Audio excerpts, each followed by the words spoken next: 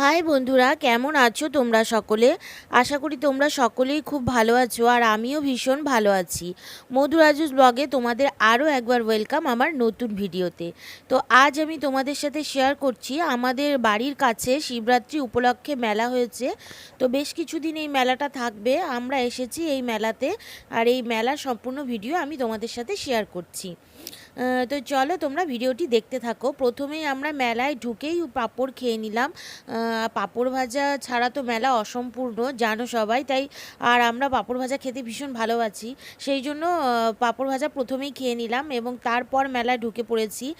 দেখো এখানে নাগরদোলনা, বড় নাগরদোলনা, এসব নৌকো, বাচ্চাদের গাড়ি, এগুলো সত্যি দেখে ছোটোবেলার কথাই মনে পড়ে যায়। মনে হয় যে ছোটোবেলায় কতই না চড়েছি। আর বড় নাগরদোলনাও বিয়ের আগে অনেকবার চড়েছি, এখন ঠিক চড়া হয় না, কিন্তু আগে অনেকটাই চড়েছি।